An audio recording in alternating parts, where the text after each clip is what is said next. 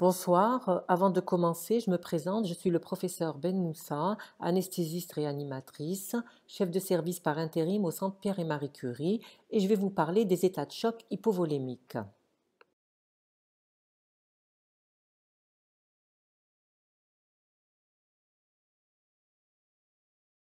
Donc au cours de cette conférence, nous allons voir comment reconnaître un état de choc, comment identifier les mécanismes de cet état de choc et comment planifier les examens complémentaires qui sont nécessaires à faire pour déterminer l'étiologie de ce choc et enfin, quelle est la conduite pratique devant un choc hémorragique.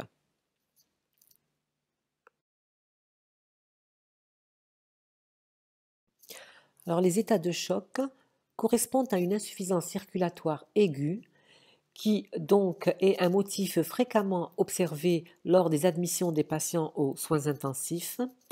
Il est responsable d'une morbimortalité élevée.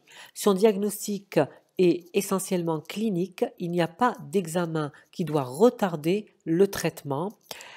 Il existe une variabilité étiologique qui va dépendre du polymorphisme clinique et de la complexité physiopathologique de l'état de choc.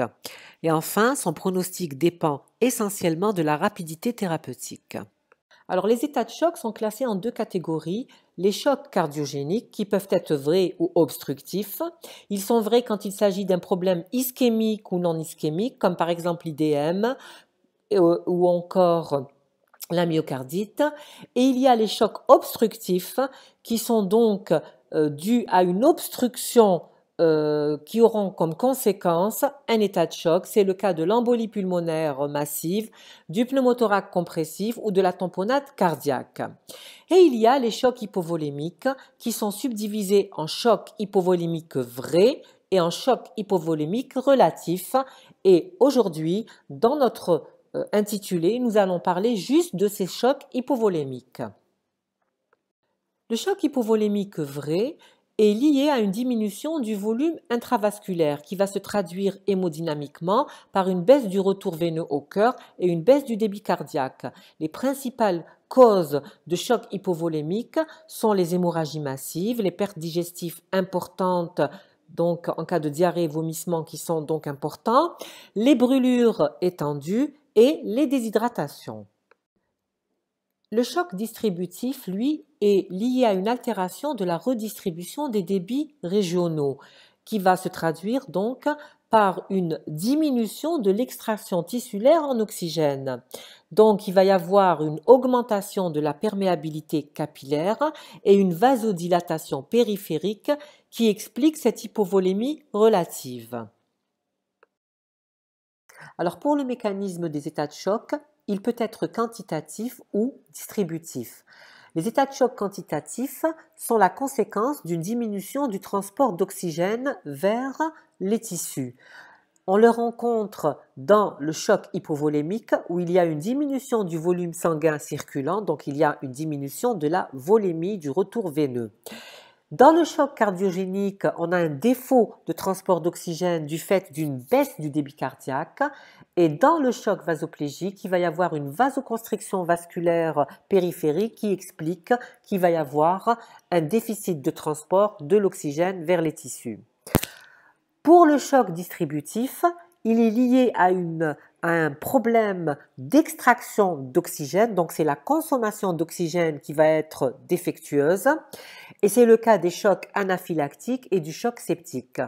Et parfois, on peut avoir l'association de ces deux mécanismes, c'est-à-dire une diminution de la quantité d'oxygène apportée au tissu et associé à un défaut d'extraction. C'est ce qu'on rencontre essentiellement dans les chocs septiques avancés. Donc nous, aujourd'hui, on va s'intéresser au choc hypovolémique. Le choc hypovolémique est défini comme une diminution de la masse sanguine totale avec mauvaise répartition de cette masse sanguine. Sur le plan hémodynamique, on aura une diminution du retour veineux et de la précharge, avec une diminution du volume d'éjection systolique et donc du débit cardiaque. Tout ceci va être à l'origine d'une baisse du transport d'oxygène vers les tissus, donc qui explique cette altération de la perfusion tissulaire. Alors, quelle est la physiopathologie du choc hypovolémique? Alors, en situation basale, c'est-à-dire physiologique, il existe un équilibre permanent entre le transport artériel en oxygène et la consommation d'oxygène. Dans les états de choc, il va y avoir un déséquilibre donc entre cette consommation d'oxygène et le transport qui va donc stimuler les mécanismes d'adaptation pour pouvoir, si vous voulez, compenser l'état de choc. Alors, que va-t-il se passer? Alors, vous vous rappelez la loi de Frank Starling, qui est une des lois fondamentales en hémodynamique et qui dit qu'il existe une relation entre l'étirement des fibres musculaires myocardiques et leur performance contractile. C'est-à-dire que plus les fibres vont s'étirer, mieux elles vont se contracter. Et plus le volume d'éjection systolique sera important et le ventricule gauche sera rempli et se contractera mieux. Alors, ce remplissage du ventricule gauche s'appelle le volume télédiastolique du VG. Alors, la force contractile du VG, elle est proportionnelle au volume d'éjection télédiastolique, jusqu'à un certain point où va apparaître un plateau. Et à partir de ce point, une augmentation du remplissage du ventricule gauche ne s'accompagnera plus d'une augmentation de la contractilité du ventricule gauche. Et à ce moment-là, il faut faire attention à ce qu'il n'y ait pas de surcharge volémique. Alors, en situation basale, c'est-à-dire physiologique, le débit cardiaque, qui est le point noir, va dépendre du retour veineux, ce qui est sur la courbe noire pointillée. Il va dépendre aussi de la fonction cardiaque. C'est représenté par la ligne brisée noire pointillée. Alors, quand il y a une hypovolémie, cette hypovolémie, elle va induire une baisse du retour veineux. C'est ce que vous voyez dans la courbe brisée noire qui est pleine. Et donc, cette diminution du retour veineux va s'accompagner d'une diminution du débit cardiaque qui est représenté par la flèche noire, c'est-à-dire le point 2. Et cette chute du débit cardiaque va être responsable d'un état de choc. Alors, si on fait un remplissage vasculaire, eh bien, ce remplissage vasculaire, il va avoir un effet inverse. Ça veut dire qu'il va augmenter le volume contraint, donc le retour veineux. C'est ce que vous voyez par la ligne brisée rouge pleine. Et ça va permettre de rétablir un débit cardiaque qui sera adapté aux besoins tissulaires. C'est ce qui est représenté par la flèche rouge, c'est-à-dire le point 3. Lors de la survenue d'un état de choc, il y a des mécanismes compensateurs qui vont venir essayer de préserver les apports tissulaires en oxygène en augmentant le transport de l'oxygène vers les tissus. Alors que va-t-il se passer? Eh bien, en présence d'une hypovolémie, l'organisme va mettre en jeu donc ces mécanismes compensateurs qui vont essayer de maintenir un débit cardiaque et une pression artérielle normale. Il va y avoir une stimulation donc du système sympathique dont l'intensité sera proportionnelle au déficit volémique. Donc cette activation du système nerveux sympathique va engendrer une augmentation du débit cardiaque par différents mécanismes. D'abord, il va y avoir une vasoconstriction veineuse qui va permettre d'augmenter le retour veineux et une vasoconstriction artérielle qui va permettre de stabiliser la pression artérielle et qui va favoriser le transfert de liquide du milieu interstitiel vers le secteur intravasculaire. Donc cette vasodilatation va toucher essentiellement les territoires splanchniques, musculosquelettiques et rénaux, et il va y avoir une préservation des territoires nobles comme la circulation coronaire et la circulation cérébrale. Donc la constatation d'un état de choc hypovolémique qui n'est pas compensé va témoigner d'une diminution importante du volume sanguin total et d'un retard de prise en charge thérapeutique. Alors la pérennisation de cet état de choc va avoir comme conséquence des phénomènes d'ischémie-reperfusion tissulaire avec risque de défaillance multiviscérale. Donc en résumé, vous voyez sur cette plaque que l'état de choc est une insuffisance circulatoire aiguë qui va venir altérer de façon durable l'oxygénation et le métabolisme des différents tissus et organes, avec comme conséquence une insuffisance de perfusion tissulaire qui va entraîner une anoxie cellulaire avec déviation du métabolisme aérobique vers un métabolisme anaérobique, donc qui va aboutir à une surproduction de lactate.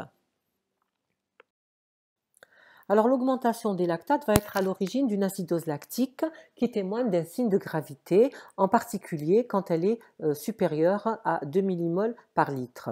Alors quand la lactatémie est comprise entre 2 et 10 millimoles par litre, eh bien l'hypoperfusion tissulaire est transitoire et quand on fait une bonne correction donc de cet état de choc, on va améliorer la situation. Par contre, si la lactatémie est supérieure à 10 millimoles par litre de façon prolongée, eh bien c'est un signe prédictif de décès. Il est important de connaître certaines définitions qui vont nous permettre de stratifier les différents états septiques, comme par exemple le syndrome inflammatoire qui associe donc 2 critères qui vous sont présentés sur cette diapositive, le sepsis qui lui associe un syndrome inflammatoire avec une infection présumée ou identifiée, le sepsis grave qui correspond à un sepsis associé à une défaillance d'organes avec hypotension qui est réversible par le remplissage vasculaire, et enfin le choc septique qui lui correspond à un sepsis grave avec une hypotension artérielle réfractaire au remplissage vasculaire et qui va nécessiter des drogues vasoactives. Certaines définitions sont importantes à intégrer, comme par exemple le syndrome inflammatoire qui associe au moins 2 critères parmi les suivants, c'est-à-dire une hyperthermie, une hyperglycémie, une altération des fonctions supérieures et un temps de recoloration capillaire supérieur à 2 secondes et une lactatémie supérieure à... Alors ce choc septique, il est la conséquence d'anomalies de la microcirculation, d'altération de l'extraction d'oxygène, de la présence d'une vasoplégie donc qui est due à l'hypovolémie et d'une baisse du débit cardiaque. Donc plusieurs germes peuvent être impliqués. Il peut s'agir des coccygrammes positifs, des bacilligrammes négatifs, des champignons, des parasites ou des virus. L'infection va libérer des toxines avec comme conséquence la libération de médiateurs pro-inflammatoires qui seront responsables d'altérations cellulaires et de troubles de la microcirculation qui vont s'étendre au système vasculaire et entraîner donc cet état de choc. Cet état de choc est la conséquence d'une augmentation de la perméabilité capillaire, d'une défaillance cardio-circulatoire qui va associer une hypovolémie absolue à une hypovolémie relative, et ceci par vasodilatation périphérique. On note également une atteinte myocardique précoce qui sera responsable d'une altération de la fonction systolique ventriculaire et qui est réversible après traitement. L'élément prédominant dans les états de choc septique, c'est la vasoplégie artérielle et veineuse qui va conditionner le traitement symptomatique initial, c'est-à-dire qui va conditionner le remplissage vasculaire et les drogues vasoconstrictives. On constate également une modification de la régulation de la perfusion de chaque organe qui sera à l'origine d'une maldistribution des débits régionaux avec comme conséquence une baisse de la perfusion tissulaire et une altération de la microcirculation et apparition de dysfonctions d'organes. Enfin, on va avoir aussi une activation de la coagulation qui va conduire à une coagulation intravasculaire disséminée qui est présente dans environ 30% des cas. Cette CIVD, elle est corrélée à la survenue d'un syndrome de défaillance multiviscérale et à l'augmentation de la mortalité. Le choc anaphylactique est un trouble grave de l'homéostasie circulatoire qui est lié à un contact avec un allergène, donc qui a déjà été préalablement sensibilisé chez le patient.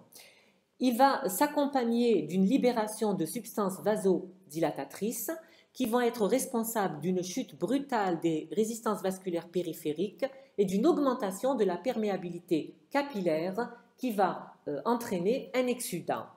Le diagnostic, il est essentiellement clinique, il n'y a aucun intérêt de réaliser des examens complémentaires. La symptomatologie, elle survient après exposition à une substance allergénique et les allergènes, ils sont variables. Il peut s'agir des agents anesthésiques, par exemple le curare est le plus fréquent en anesthésie, des piqûres, donc par exemple les piqûres de guêpes, des AINS, des produits de contraste, des antibiotiques, etc. Alors, quelles sont les conséquences de cette hypoperfusion tissulaire? Alors, le choc hypovolémique va être à l'origine d'une hypoperfusion tissulaire qui va avoir des répercussions sur le cerveau, sur le cœur, les poumons et les reins. Alors, quand la pression artérielle est inférieure à 60 mm de mercure, on va avoir une hypoperfusion cérébrale qui va être responsable d'une dégradation des fonctions supérieures avec apparition d'une encéphalopathie qui peut aller de la somnolence jusqu'au coma.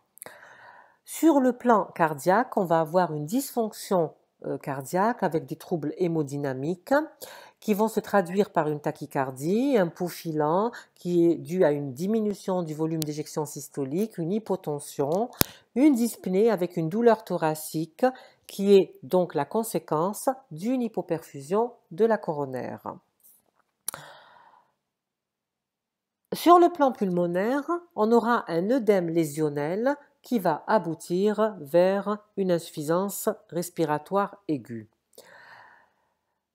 Sur le plan rénal, la souffrance rénale va engendrer une insuffisance rénale aiguë qui peut être fonctionnelle ou organique et qui se traduit cliniquement par une oligurie, par diminution de la filtration glomérulaire et biologiquement par une augmentation de l'urée et de la créatinine plasmatique.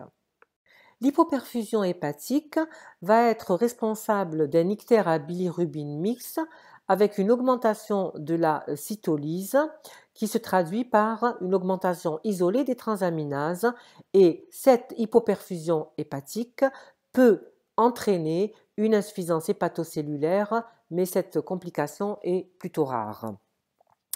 L'atteinte digestive, donc, est liée à des ulcérations de stress ou à des cholécystites alithiasiques.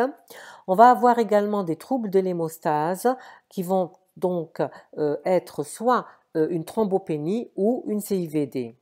De plus, l'hypoperfusion va entraîner donc des marbrures au niveau de la peau avec de la cyanose parce qu'il n'y a pas assez de sang artériel et il n'y a pas assez de stock veineux désaturé. Et cette hypoperfusion va donner à la peau cette froideur et sa couleur inhabituelle.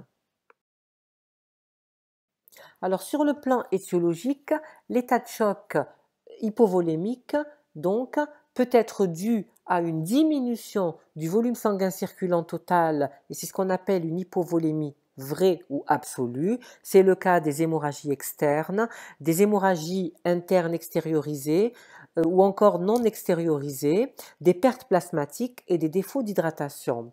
Elles peuvent être dues également à une mauvaise répartition de la masse sanguine totale et c'est ce qu'on appelle une hypovolémie relative et c'est ce qu'on rencontre en cas de choc anaphylactique, de choc septique ou de choc neurogénique.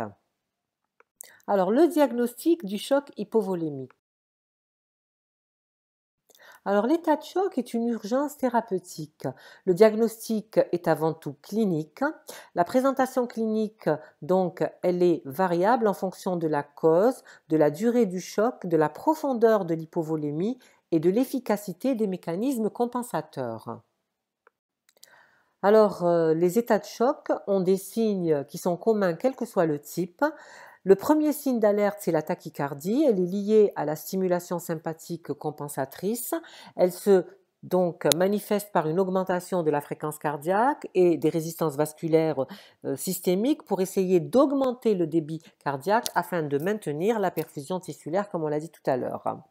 Il va y avoir ensuite une hypotension qui est donc la conséquence d'une baisse de la précharge et de la PVC avec donc baisse du volume d'éjection systolique. Donc cette baisse de la pression artérielle, la systolique est en général inférieure ou égale à 90 mm de mercure, ou bien une baisse de la pression artérielle moyenne qui est inférieure à 65 mm de mercure, ou encore une baisse de la pression artérielle de 40% par rapport à ces chiffres habituels. On va avoir des signes d'hypoperfusion tissulaire qui vont se traduire par l'oligurie, les marbrures cutanées et l'encéphalopathie. Mais malheureusement, les signes cliniques sont peu bruyants. Alors devant une tachycardie et une oligurie avec des urines concentrées, ce tableau clinique va nous orienter vers une hypovolémie. Cette hypovolémie, en tout cas pour le choc hémorragique, va dépendre donc de la sévérité de l'hémorragie. Quand on a une diminution jusqu'à 30% du volume sanguin total, la pression artérielle peut rester normale grâce aux mécanismes compensateurs qui sont intacts. Si les pertes sanguines sont supérieures à 1,5 ou 2 litres, on va avoir une hypotension et apparition des signes cardinaux.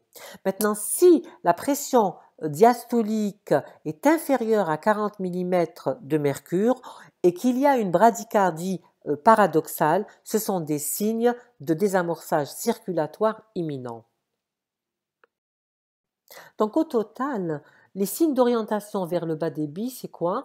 On aura donc un pincement de la pression artérielle différentielle, un pouls petit filant qui est mal perçu, des bruits du cœur qui sont rapides et qui sont mal frappés, une augmentation du temps de recoloration capillaire, une froideur des extrémités et des téguments.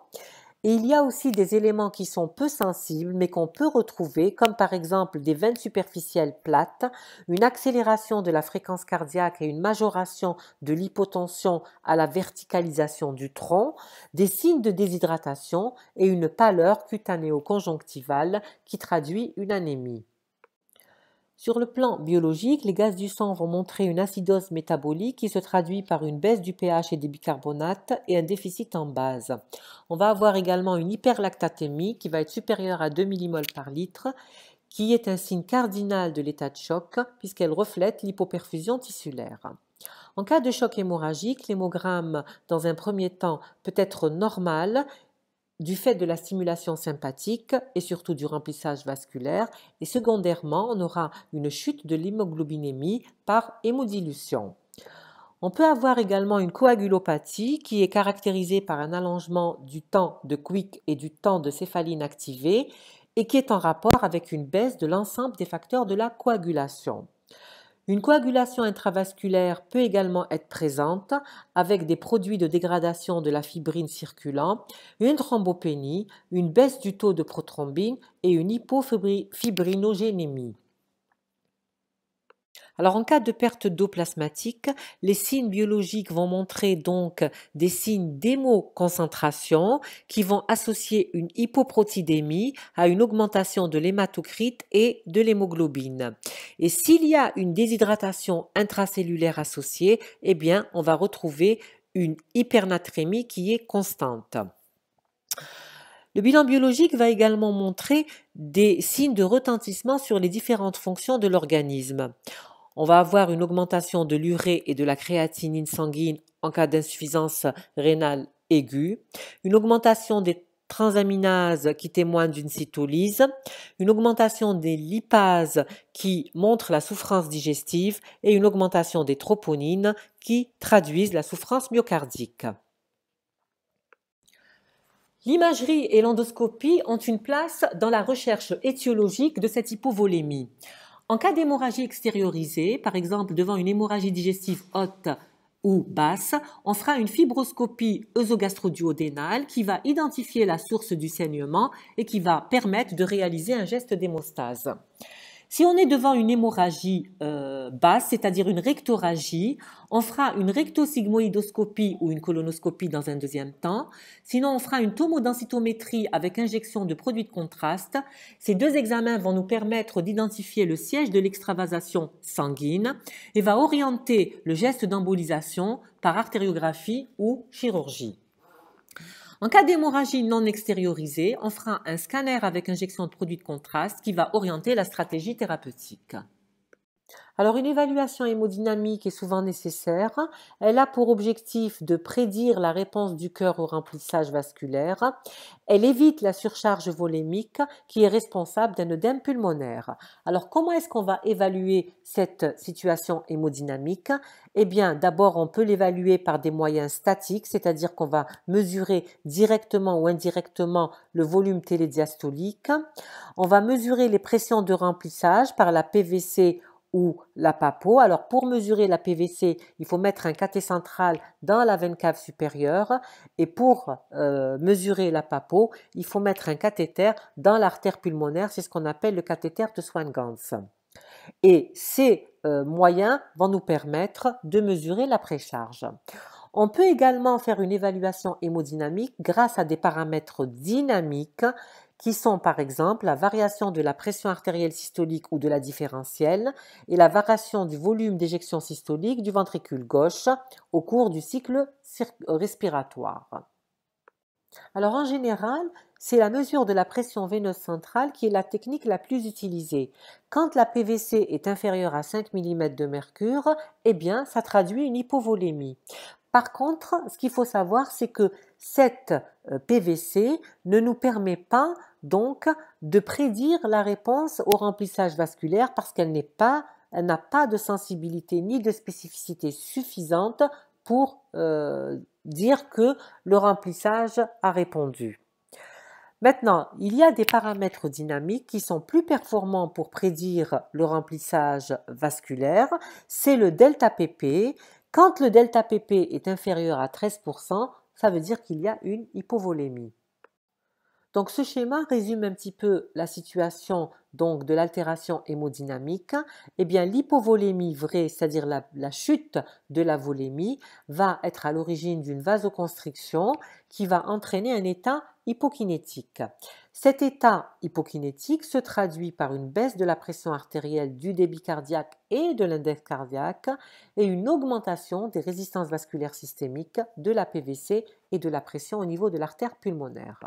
Sur le plan hémodynamique, le choc septique est caractérisé par deux phases qui vont se succéder. Une phase d'hyperkinésie avec augmentation du débit cardiaque dont l'objectif est de compenser la baisse des résistances vasculaires et une phase hypokinétique qui est caractérisée par une chute du débit cardiaque avec une chute de l'index cardiaque et de la pression artérielle, augmentation des résistances vasculaires systémiques, de la PVC et de la pression au niveau de l'artère pulmonaire.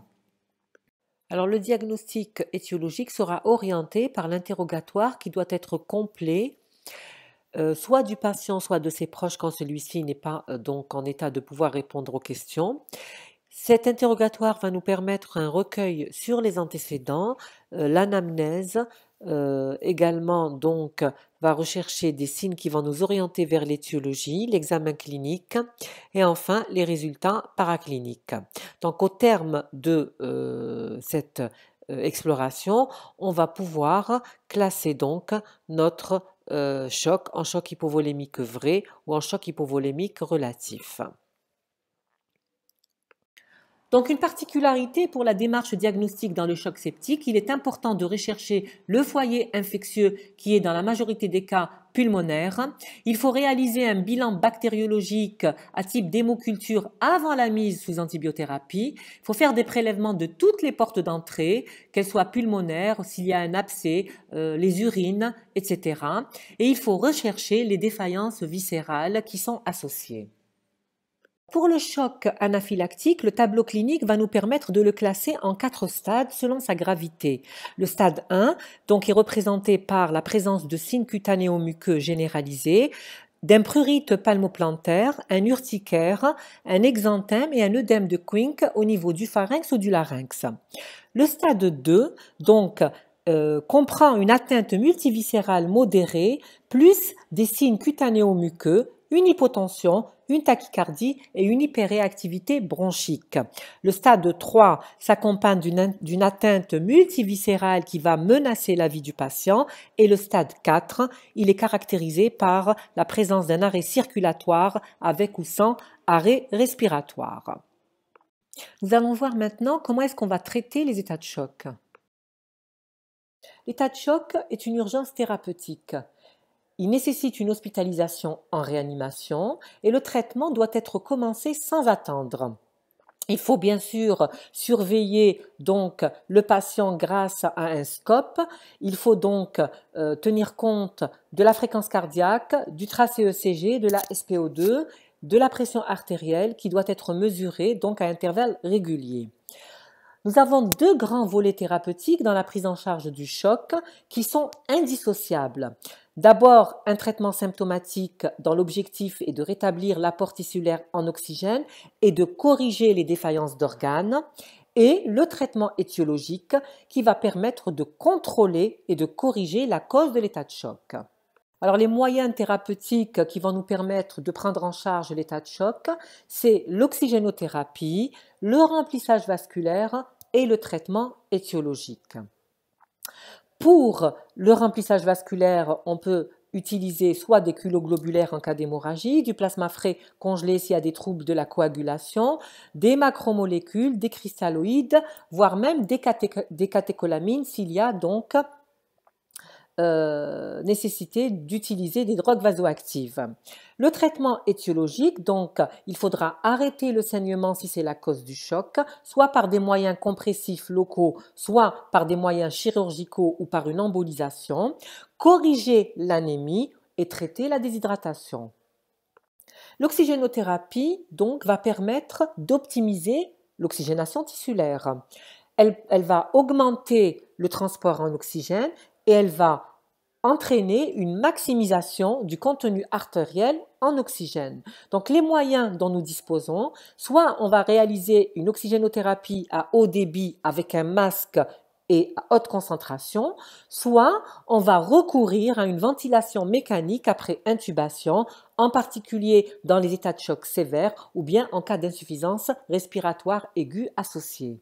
Le remplissage vasculaire peut faire appel donc à plusieurs produits comme les cristalloïdes, l'albumine, les concentrés plaquettaires, le PFC ou les culoglobulaires selon l'étiologie de l'hypovolémie. Ce qu'il faut savoir, c'est qu'il faudra compenser les pertes et que la restauration de la volémie doit donc être de 70 ml par kilo pour qu'elle soit normale. Le remplissage vasculaire va être guidé par la pression veineuse centrale. On va commencer par faire un test au remplissage, c'est-à-dire qu'on va injecter 100 à 200 cc de soluté en 10 minutes et on va voir si la PVC augmente de 0 à 3 mm de mercure, le risque d'OAP est faible. Si la PVC augmente de 3 à 7 mm de mercure, il faut stopper le remplissage jusqu'à avoir une PVC aux alentours de 3 mm de mercure. Et si la PVC est supérieure à 7 mm de mercure, il faudra arrêter le remplissage car il y a une dysfonction du ventricule gauche et il faudra donc donner des drogues vasoactives type noradrénaline ou adrénaline. Donc sur cette diapositive, vous avez un algorithme de prise en charge thérapeutique du choc hémorragique. Le choc hémorragique, donc, est défini par une pression artérielle systolique inférieure à 90 mm de mercure et une pression artérielle moyenne inférieure à 60 mm de mercure. Dans un premier temps, on va faire un remplissage vasculaire avec 1000 à 1500 ml et on va remesurer la pression artérielle. Si la pression artérielle est inférieure à 80 mm de mercure et que la PAM est inférieure à 60 mm de mercure, on va utiliser des drogues vasoactives type noradrénaline à raison de 0,5 mg par heure ou 0,1 microgramme par kilo par minute. Si la pression artérielle est comprise entre 90 et 80 mm de mercure, on va faire une transfusion de produits et dérivés du sang. Donc, si sa réponse est bonne, sinon, si le saignement persiste et que l'hémoglobine est comprise entre 7 et 9, que le TP est supérieur à 40 et que les plaquettes sont supérieures ou égales à 50 000, on fera une hémostase chirurgicale ou une artério-embolisation. Pour la prise en charge thérapeutique du choc septique, le traitement symptomatique aura comme objectif de corriger la défaillance circulatoire. Il va faire appel au remplissage vasculaire à l'aide de colloïde, de cristalloïde ou de concentré globulaire qui doit être immédiat s'il y a une hypotension artérielle ou une élévation des lactates.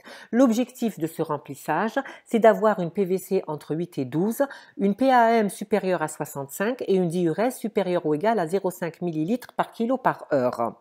Donc si le remplissage ne répond pas, on peut passer donc à l'utilisation de drogues vasoactives en fonction du profil hémodynamique.